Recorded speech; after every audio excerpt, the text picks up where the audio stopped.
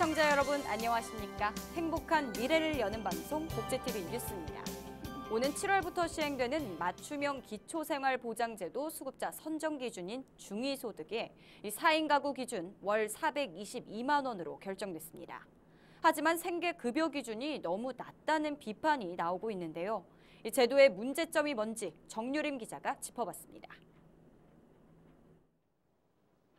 정부가 각종 복지수당의 지급 기준을 최저생계비에서 중위소득으로 바꿨습니다.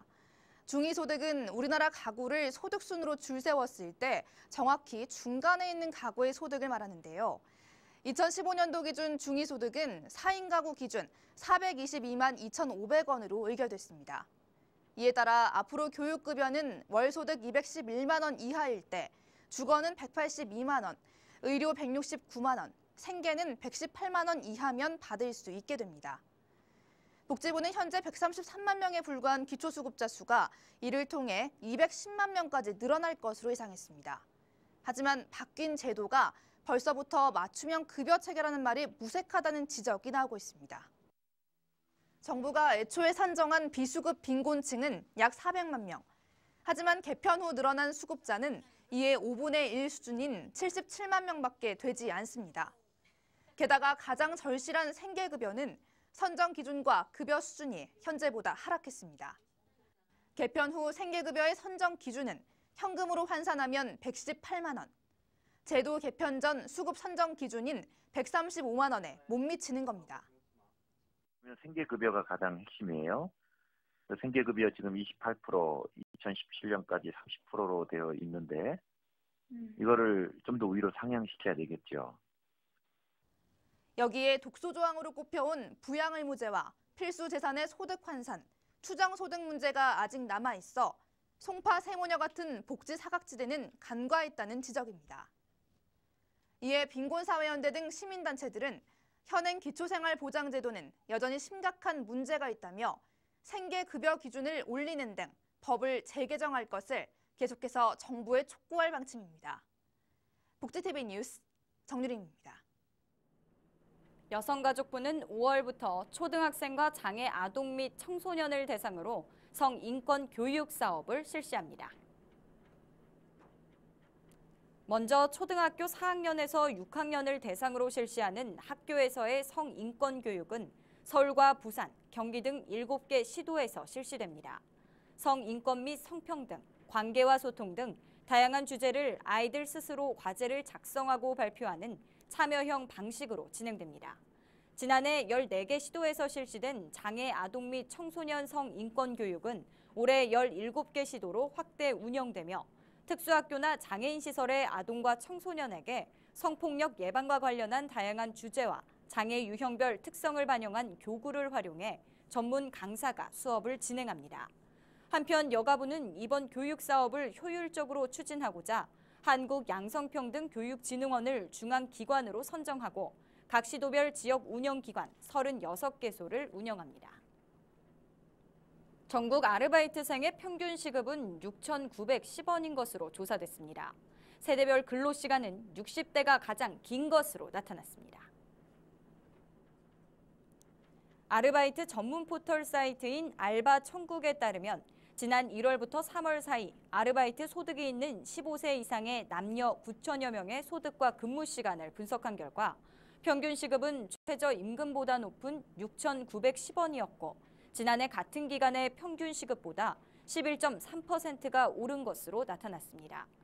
연령별 주간 근로시간은 60대 이상이 31.5시간으로 가장 길었고 작년 같은 기간에 비해 8.3시간 늘어난 것으로 나타났습니다.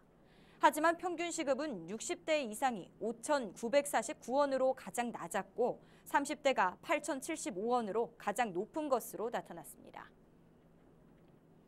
얼마 전 고금리 주택담보대출을 연 2%대 안심 전환대출로 갈아타기 위한 열풍이 있었는데요.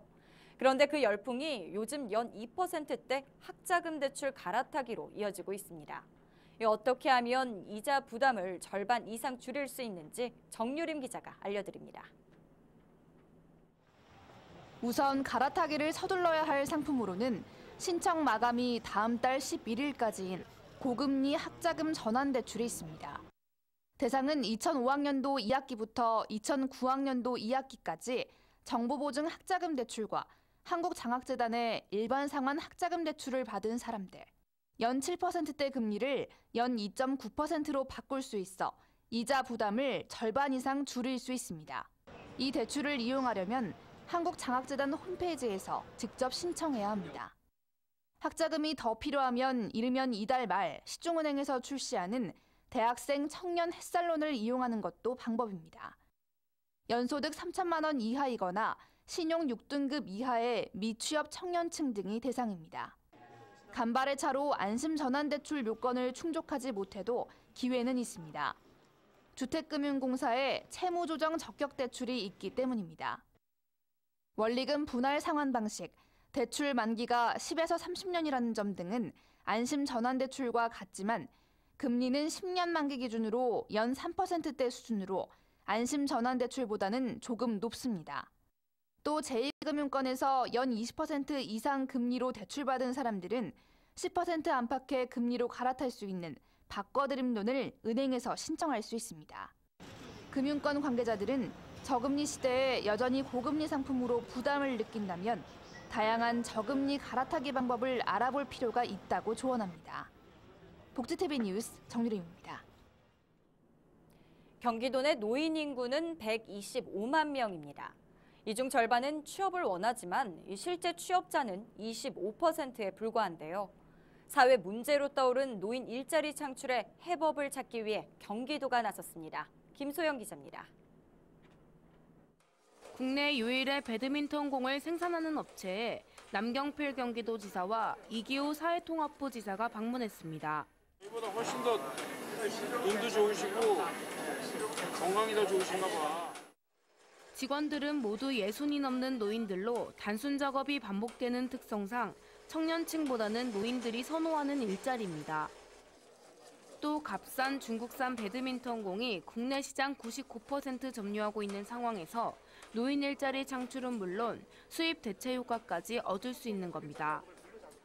이에 남 지사는 인건비 문제로 해외로 나간 사업 중에서 노인에게 맞는 사업을 골라 국내로 유치하는 방안을 찾자고 말했습니다.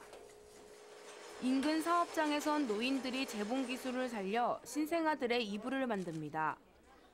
매달 500개가량을 생산해 대기업에 납품하면서 안정적인 수입원이 되고 있습니다.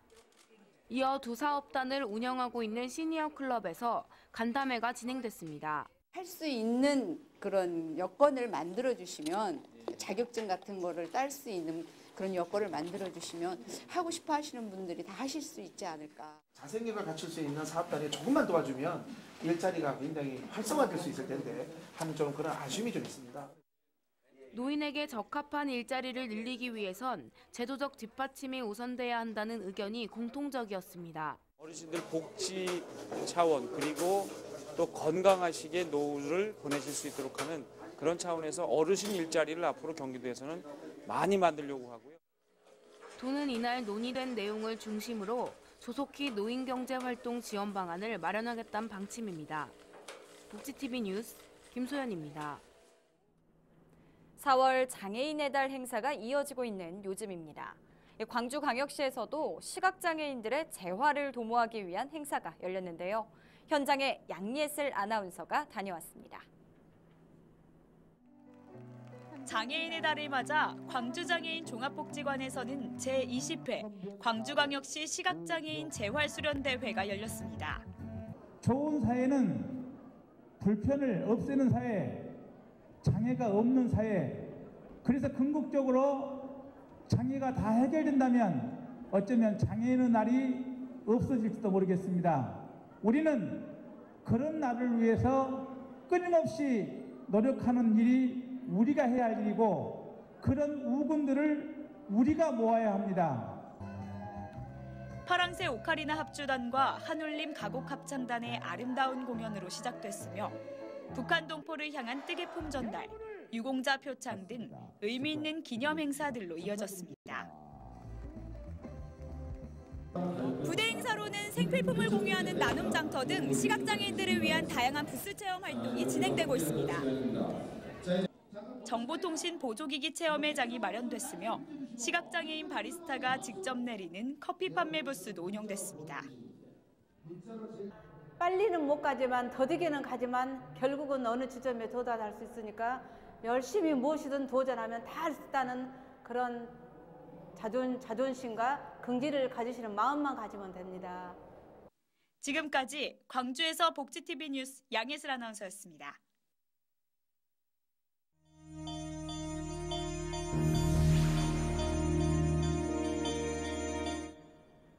이어서 간추린 뉴스를 전해드립니다. 장애 예술인들을 한자리에서 만날 수 있는 2015 스페셜 아티스트 페스티벌이 5월 9일 이화여자대학교 ECC 이삼봉홀에서 열립니다.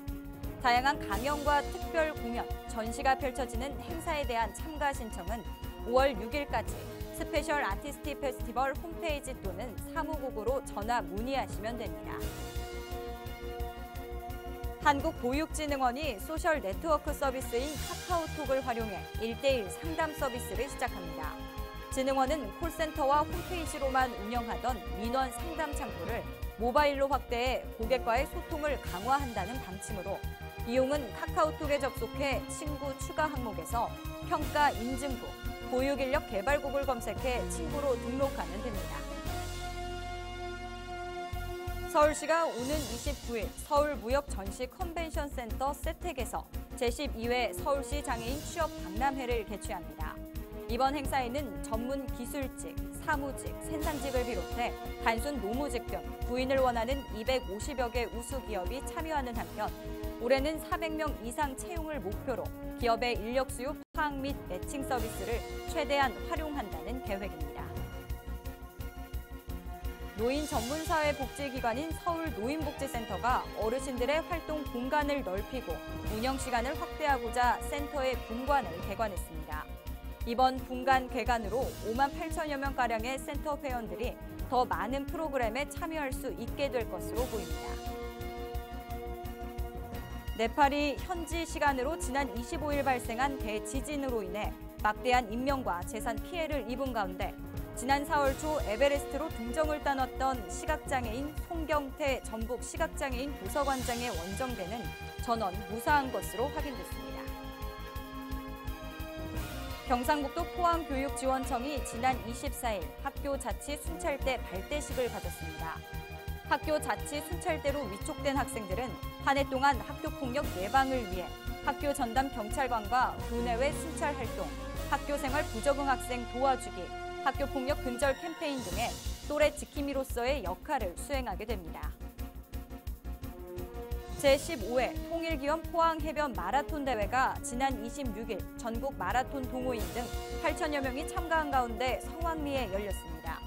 이번 대회는 하프와 10km, 5km의 코스 경기가 펼쳐졌고 이날 5km 코스에 참가한 이강덕 포항시장은 대회에 출전한 마라토너들과 악수를 하며 파이팅을 외쳤습니다.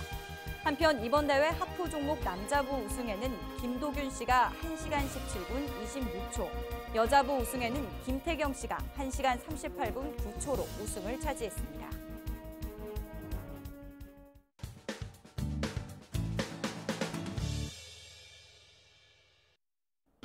한 주간의 사회복지 행사를 한눈에 알려드리는 시간 복지 게시판입니다. 한국장애인 고용공단은 장애 친화적인 고용 환경을 조성하고 사회적 공감대를 형성하기 위해 2015년도 편한 일터 디자인 공모전을 개최합니다. 이번 공모전은 올해 3회째로 건축 부문과 제품 부문 등 2개의 분야로 나뉘어 작품을 접수하며 건축 부문의 주제는 소호이고 제품 부문의 주제는 편한 생활, 편한 미래입니다. 자세한 사항은 한국장애인 고용공단 편한일터 공모전 담당자에게 문의하시기 바랍니다.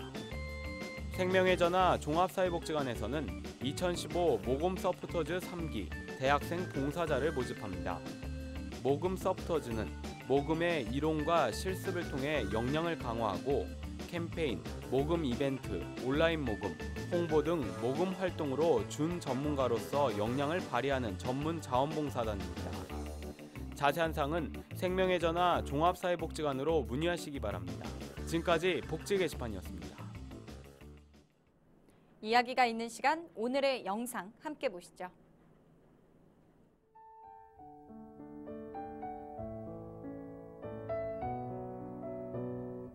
점검 중인 음향 신호기.